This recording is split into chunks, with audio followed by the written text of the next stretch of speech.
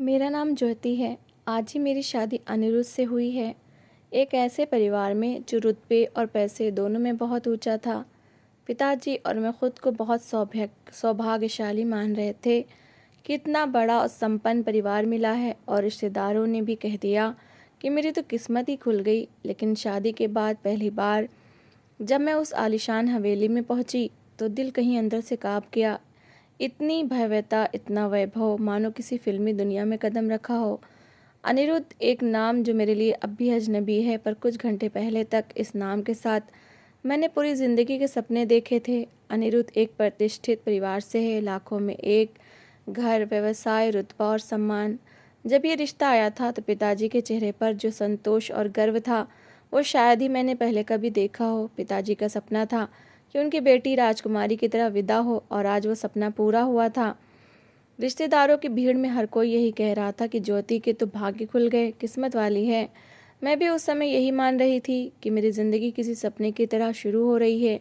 लेकिन क्या सच में ऐसा था? शादी की सारी रस्में सब संपन्न हो चुकी थी। मेरे हाथों में मेहंदी अभी ताज़ा ही थी, चेहरे पर हल्दी की चमक और आंखों में अनगिनत सपने थे। ससुराल पहुंचने पर जब मैंने पहली बार अपने नए घर को देखा तो मेरे होठों से अनायास ही निकल पड़ा कि ये सच में इस महल की रानी बन गई हूँ। इतना विशाल, भव्य और सजीला घर मैंने आज तक सिर्फ फिल्मों में देखा था। हर कोना चमकता था, दीवारों पर महंगी पेंटिंग्स, फर्श पर महंगे कालीन और ड्राइंग रूम में विदेशी झूमर। सब कुछ राजसी था, लेकिन शायद सबसे बड़ा रहस्य भी उसी भव्यता में छिपा था। शाम होते होते घर में हलचल और भी बढ़ गई।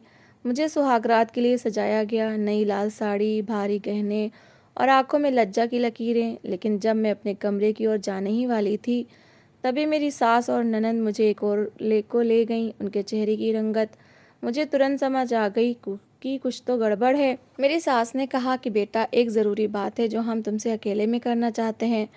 मैं कुछ नहीं समझी, पर उनके साथ चल दी। वो मुझे ऊपर एक छत पर ले गई जहाँ कोई नहीं था। मेरी ननंद बहुत घबराई हुई लग रही थी और सास जी की आंखों में भी घबराहट थी। मैंने हल्के स्वर में पूछा कि आप दोनों इतनी परेशान क्यों लग रही हैं? सास ने मेरी ओर देखा, फिर धीरे से बोली कि ज्योति बेटा, जो हम कहने जा रहे हैं वो तुम्हारे लिए झटका हो सकता है, लेकिन हम आशा करते हैं कि तुम समझदारी से काम लोगी। मैं एकदम सन्न रह गई। ऐसी क्या बात थी जो सुहागरात से पहले बताई जा रही थी? नंद ने धीरे से मेरी कलाई थामी और कहा कि अनिरुद्ध, वो अनिरुद्ध मर्द नहीं है। मेरा शरीर जैसे वहीं जम गया। क्या? मैंने बस इतना ही कहा। सास जी आगे बोली कि मतलब ये नहीं कि वो बीमार है, पर वो जैसे बाकी मर्द होते हैं वैसा नहीं है।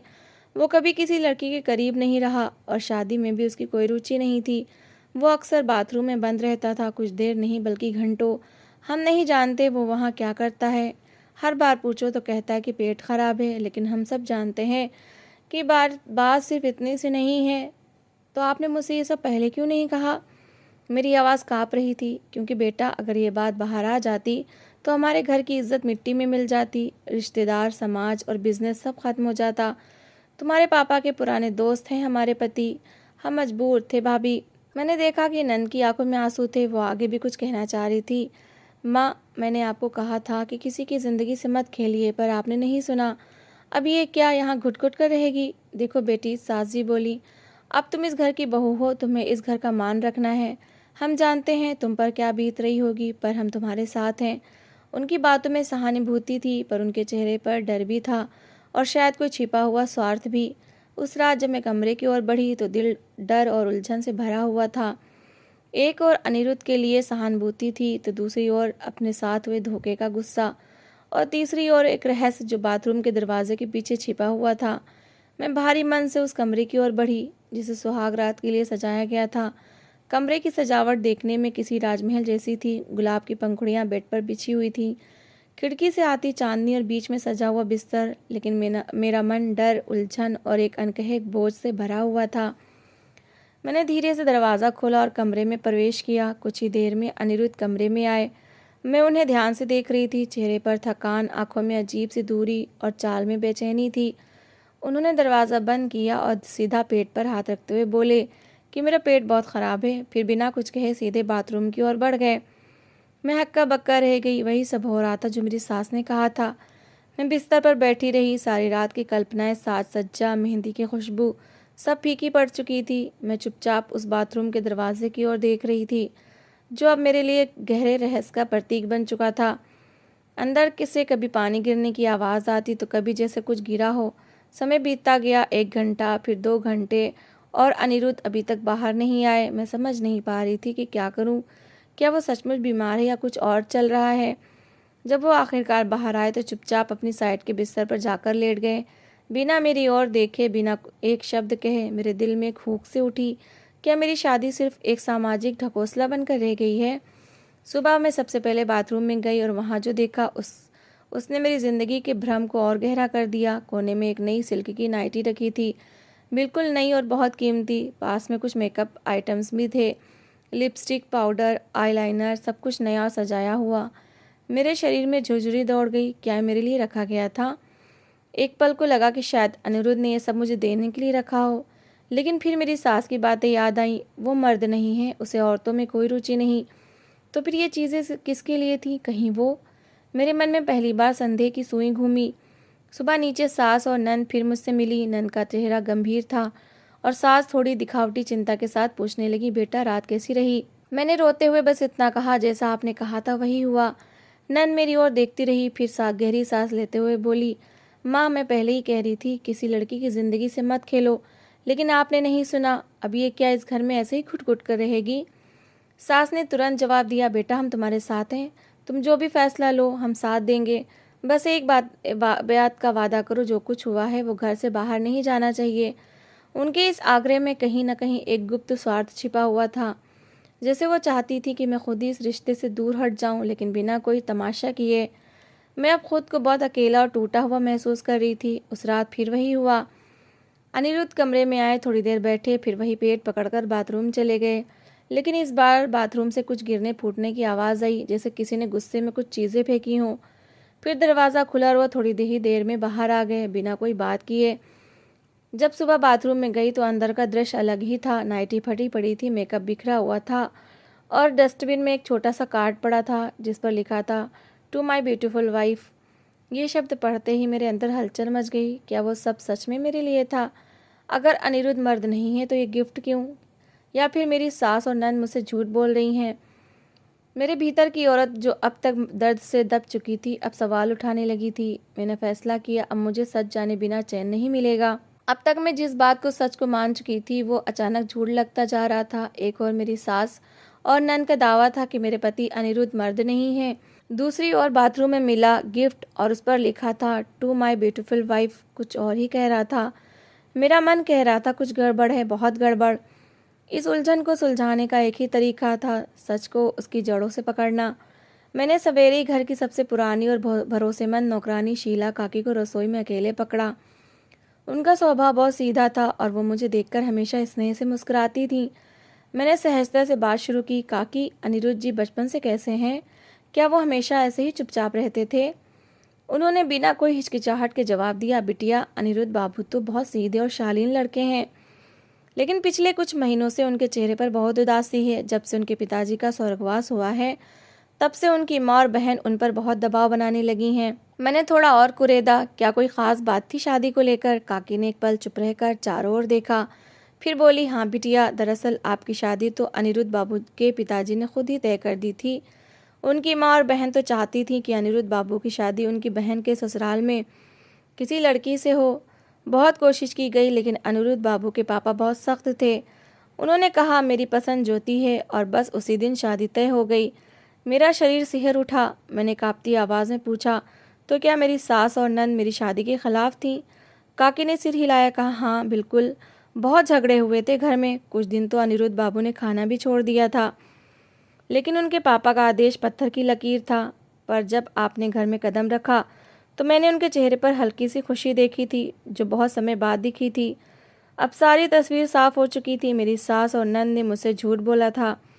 उन्होंने अनिरुद्ध को मेरे खिलाफ भड़काया और मुझे अनिरुद्ध के खिलाफ। उन्होंने हमारे बीच साजिश रची ताकि मैं इस घर से खुद ही रिश्ता तोड़ दूं और वो अपनी मनचाही बहू ला सकें।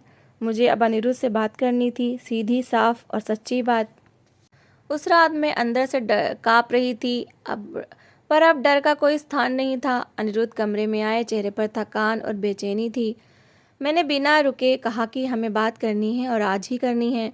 उन्होंने मेरी ओर देखा, थोड़ी देर चुप रहे, फिर बोले कि अब बात करने को क्या रह गया है। मैं जानता हूँ कि तुम इस शादी से खुश नहीं हो। माँ ने कहा था कि तुम्हारी ज़िंदगी में कोई और है, और तुमने जब सुहागरात को मुझसे कोई बात तक नहीं की तो मुझे विश्वास हो गया। मैं बीच में ही बोल पड़ी, रुको, क्या सच में आप यही सोचते हैं कि मैं इस शादी को मजाक समझ रही थी? अनिरुद्ध चुप हो गए। मैंने आगे कहा, आपको पता है आपकी माँ और बहन ने मुझे क्या कहा था? उन्होंने कहा कि आप मर्द नहीं हैं, बाथरूम में घंटों रहते हैं, और मुझे चेतावनी दी कि अगर मैंने ये बात किसी से कही तो घर की इज्जत मिट्टी में मिल जाएगी। अनिरुद्ध की आंखें फटी की फटी रह गईं। क्या ये उन्होंने कहा? हाँ, मैंने आगे कहा, और बाथरूम में जो गिफ्ट था वो? अनिरुद्ध अब गुस्से से काँप रहे थे। वो मेरी बहन ने रखा था, आपकी पहली रात के लिए सरप्राइज गिफ्ट कहकर। उसने खुद कहा था कि तुमको बताओ मत, खुद देखोगी तो ज़्यादा इफेक्ट होगा। अब हम दोनों समझ चुके थे कि हमारे बीच की दूरियों की जड़ क्या थी। उस रात हम दोनों ने बहुत देर तक बात की। पहली बार अनिरुद्ध ने मुझे बिना झिझक देखा। उन्होंने कहा, मैं जानता हूँ मेरे पापा चाहते थे कि मैं एक मजबूत समझदार लड़की से शादी करूँ, और जब उन्होंने तुम्हें देखा था तो कहा था यही है मेरी बहू। पर मुझे माफ़ करना, मैं माँ और बहन के झूठ में फंस गया। मैंने हल्के स्वर में कहा, अब जब हम सच जान चुके हैं तो क्या हम इसे यहीं ख़त्म करके एक नई शुरुआत कर सकते हैं? वो मुस्कुराए, और पहली बार मुझे ऐसा लगा कि शायद मैं इस रिश्ते को बचा सकती हूँ। सुबह की पहली किरण के साथ ही मैं अपने भीतर एक अजीब सी ऊर्जा महसूस कर रही थी, जिसे किसी टूटे हुए सपने को फिर से जोड़ने की हिम्मत मिल गई हो। पहली बार अनिरुद्ध से बात करके मुझे ऐसा लगा कि वो न केवल समझदार हैं बल्कि भीतर से बहुत संवेदनशील और अकेले हैं। ठीक मेरी तरह हम दोनों ने तय किया कि हम इस रिश्ते को निभाएंगे, एक दूसरे के साथ ईमानदारी से। पर हमें अंदाज़ा नहीं था कि अब पीछे से ज़्यादा मुश्किलें आने वाली थीं। अगली सुबह मैंने जैसे ही नाश्ते की मेज़ पर कदम रखा, मेरी सास और नंद के चेहरे पर बनावटी मुस्कान तैर रही थी। सास ने स्नेह से कहा, बेटा, तुमने जो फैसला लिया है वो बहुत समझदारी भरा है, हम बहुत खुश हैं। मैंने भी मुस्कुराकर कहा, जी माँ, मैं भी चाहती हूँ कि इस घर में शांति बनी रहे। मुझे उनके चेहरे के पीछे की चालें साफ दिख रही थी। मेरी नंद ने हल्के से तंज में पूछा, तो क्या अब आप दोनों साथ में बाहर कहीं घूमने का प्लान बना रहे हैं, या फिर अपने अपने बाथरूम में समय बिताना पसंद करेंगे? मैंने पहली बार मुस्कुराते हुए उसे देखा और कहा, आपने जो गिफ्ट बाथरूम में रखा था वो बहुत प्यारा था। अनिरुद्ध ने बताया मुझे। उसके चेहरे से वो बनावटी रंग कुछ पल में उड़ गया। उन्हें अब अंदाज़ा हो चुका था कि हमें सब पता चल चुका है। उस दिन अनिरुद्ध ने मुझसे कहा, मुझे माँ और दीदी से बात करनी है, बस अब बहुत हो चुका। मैंने उन्हें रोका, अभी नहीं, पहले हमें ये समझना होगा कि वो हमें अलग करने के लिए अब क्या अगला कदम उठाएंगी। और सच में वही हुआ। उस रात मुझे कमरे में अनिरुद्ध नहीं मिले। जब काफ़ी देर बाद वो लौटे तो मैंने देखा कि उनका चेहरा पीला पड़ा हुआ है। क्या हुआ? मैंने पूछा। उन्होंने कहा, माँ ने मुझे बताया कि तुमने घर की इज्जत की बात नौकरों से की है और वो अब बहुत अपमानित महसूस कर रही हैं। उन्होंने मुझसे कहा कि अगर तुम यहाँ रहोगी तो वो खुद को ख़त्म कर लेंगी। मैं स्तब्ध रह गई। मेरी सास इतनी गिर सकती हैं ये मैं सोच भी नहीं सकती थी। अब बात सिर्फ धोखे की नहीं थी, ये एक तरह का मानसिक शोषण बनता जा रहा था। मैंने अनिरुद्ध को शांत किया और कहा, अब समय है कि हम इस झूठ को और नहीं चलने देंगे। हमें सच्चाई को सबके सामने लाना होगा, लेकिन एक समझदारी और सम्मान के साथ। मैंने अनिरुद्ध से कहा कि हम सामाजिक रूप से एक छोटी सी गृह प्रवेश पूजा रखेंगे, जिसमें सभी रिश्तेदार, खासकर माँ की पसंद वाले लोग शामिल हों। वहाँ मैं उनके सामने अपनी और अनिरुद्ध की एक छोटी सी बात रखने का बहाना बनाऊंगी। अनिरुद्ध ने कहा, तुम्हें विश्वास है कि यह काम करेगा? मैंने हाँ में सिर हिलाया। सच को अगर सम्मान से पेश किया जाए तो वह सबसे बड़ी जीत बन सकता है। पूजा का दिन आ गया। घर रिश्तेदारों से भरा था। सास ने एक बार फिर बनावटी मुस्कान होठों पर सजा ली थी और नंद सबसे अधिक मीठी बातें कर रही थी। पर जब कार्यक्रम खत्म हुआ तो मैंने सबके सामने कहा, मैं कुछ कहना चाहती हूँ। अचानक माहौल गंभीर हो गया। मैं आज सबके सामने ये कहना चाहती हूँ कि इस घर में कदम रखने के बाद मुझे बहुत भ्रमित किया गया, बहुत डराया गया। मुझे बताया गया कि मेरे पति मर्द नहीं हैं, वो बीमार हैं। मगर आज मैं सबके सामने कहती हूँ, मेरे पति अनिरुद्ध सबसे सच्चे, संवेदनशील और मजबूत पुरुष हैं। लोग चौंक गए। अनिरुद्ध ने मेरा हाथ पकड़ लिया। मैंने आगे कहा कि और अगर मैंने किसी से कुछ पूछा या बात की तो उसका कारण सिर्फ ये था कि मैं इस रिश्ते को समझना चाहती थी, ना कि इसे तोड़ना। कमरे में सन्नाटा छा गया। सास और नंद अवाक थीं। रिश्तेदार फुसफुसाने लगे। अनिरुद्ध की आंखें भर आईं और पहली बार उन्होंने मेरी ओर देखकर कहा कि मैं तुम्हारे साथ हूँ हर हाल में। पूजा वाले दिन मेरे सच बोलने के बाद घर में सन्नाटा पसर गया था। रिश्तेदारों के बीच फुसफुसाहट हो रही थी। कुछ लोगों के चेहरे पर हैरानी और सास नंद के चेहरों पर पहली बार बेबसी साफ दिखाई दी, जो हमेशा मुस्कुराहट की परतों में छुपी रहती थी। अनिरुद्ध मेरा हाथ थामे खड़े थे। उनकी हथेली की गर्माहट ने मुझे बता दिया था कि अब मैं अकेली नहीं हूँ। पूजा के बाद जैसे ही मेहमानों ने विदा ली, सास का असली चेहरा बाहर आ गया। तुमने आज जो किया है वो हमारे ख़ानदान की इज्जत के साथ खिलवाड़ है, उन्होंने चिल्लाते हुए कहा। नहीं माँ, अनिरुद्ध ने पहली बार बहुत शांत पर दृढ़ स्वर में कहा। ज्योति ने हमारी इज्जत बचाई है। आज अगर वो सच ना बोलती तो हम सभी एक बहुत बड़ी गलतफहमी में जीते रहते। मेरी नंद ने कटाक्ष किया। तो अब यही लड़की घर की रानी बनेगी और हम सब उसके सामने झुकेंगे? मैंने उसकी आंखों में सीधा देखा और बहुत शांति से कहा, मैं रानी नहीं बनना चाहती, लेकिन जो सम्मान एक बहू को मिलना चाहिए वो तो मेरा अधिकार है। इस कटु वार्ता के बाद कुछ दिन घर में खामोशी छाई रही, लेकिन मुझे साफ दिख रहा था कि सास और नंद अब भी हार मानने को तैयार नहीं थी और मैं भी जानती थी असली युद्ध अभी बाकी है। एक दिन अनिरुद्ध के ऑफिस से लौटते ही माँ ने उन्हें ज़ोर से पुकारा। जब अनिरुद्ध ने जवाब नहीं दिया तो उन्होंने कहा, ज्योति ने आज नौकरों के सामने घर की साफ सफाई को लेकर मेरी बेइज्जती की। मैं चौंक गई। मैंने उस दिन किसी से कुछ कहा ही नहीं था। अनिरुद्ध ने मेरी ओर देखा, फिर माँ से बोले, माँ प्लीज़ अब और नहीं। आप रोज़ नया आरोप लगाती हैं, रोज़ नाटक करती हैं। एक बार अपनी बहू को दिल से अपना कर तो देखिए, आपको खुद पर गर्व होगा।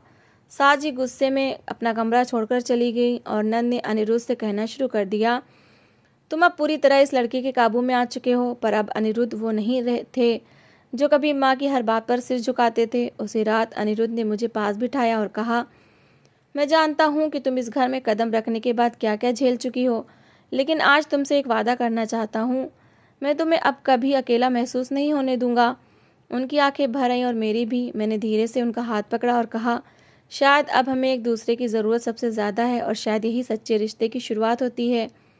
हम दोनों एक दूसरे को समझने लगे थे, एक दूसरे की चुप्पियों को सुनना सीख गए थे और सबसे बड़ी बात, अब हम दोनों किसी भ्रम में नहीं थे। एक सुबह जब मैं रसोई में थी तो माँ धीरे से मेरे पास आई। आवाज़ में वो तीखापन नहीं था जो अक्सर रहता था। ज्योति, तेरी जैसी बहू पाने के लिए सच में मेरे पति ने बहुत सोचकर फैसला लिया था और मैंने उस फैसले को मिट्टी में मिला दिया। उनकी आंखें भीग चुकी थी। मैं चुप रही। उन्होंने आगे कहा, मैं जानती हूँ अब माफ़ी का कोई मतलब नहीं, लेकिन अगर तू चाहे तो। मैंने धीरे से कहा, माँ, मैंने कभी आपसे नफरत नहीं की, बस उम्मीद की थी कि आप मुझे अपनी बेटी जैसा माने। अगर आज आप दिल से बदलना चाहती हैं तो मैं आपका हाथ थामने को तैयार हूँ। उस दिन पहली बार मेरी सास ने मुझे गले लगाया। कुछ दिनों बाद मेरी नंद की ससुराल से उन्हें वापस बुलाने की बात आई। अब वो इस घर की राजनीति में अपनी हार मान चुकी थी। जाते समय उसने मुझसे कहा, तुमने वो कर दिखाया जो मैं सोच भी नहीं सकती थी। शायद मैं भी तुम्हारे जैसी होती तो अपनी सास को बदल सकती। मैंने बस इतना कहा, रिश्ते जब दिल से निभाए जाएं तो जीत किसी की भी हो, घर सबका होता है। आज हमारी शादी को 6 महीने हो चुके हैं। मैं और अनिरुद्ध अब न सिर्फ एक आदर्श पति पत्नी हैं, बल्कि एक दूसरे के सबसे अच्छे दोस्त भी बन चुके हैं। घर में अब शांति है। माँ अब मेरे बिना खाना नहीं खाती और अनिरुद्ध मुझे देखकर मुस्कुराते हैं तो लगता है मेरा हर दर्द, हर आंसू किसी की साजिश नहीं, किसी बड़े बदलाव की तैयारी थी। अब मुझे उस कार्ड की पंक्ति याद आती है जो बाथरूम में पड़ी थी, टू माई ब्यूटीफुल वाइफ। अब वो पंक्ति सिर्फ एक सरप्राइज़ नहीं, मेरे पूरे जीवन की सच्चाई है। तो ये थी ज्योति की कहानी, जिसने रिश्तों के झूठ, साजिशों और दर्द के बीच भी सच्चाई, धैर्य और प्रेम से एक बिखरे हुए जीवन को फिर से जोड़ा। ये कहानी हमें सिखाती है कि जब इंसान सच्चाई और सम्मान की राह पर चलता है तो समय जितना चाहे भी कठिन हो, जीत उसी की होती है जो रिश्तों को दिल से निभाता है। तो दोस्तों, इस कहानी को लेकर आपकी क्या राय है, कमेंट बॉक्स में ज़रूर बताएं। और अगर आपको हमारी आज की कहानी अच्छी लगी हो तो प्लीज़ इसे लाइक ज़रूर करें। अगर आपने अभी तक हमारे चैनल को सब्सक्राइब नहीं किया तो ज़रूर कर लीजिए। तो मिलते हैं ऐसी एक और मोटिवेशनल कहानी के साथ। Thanks for watching.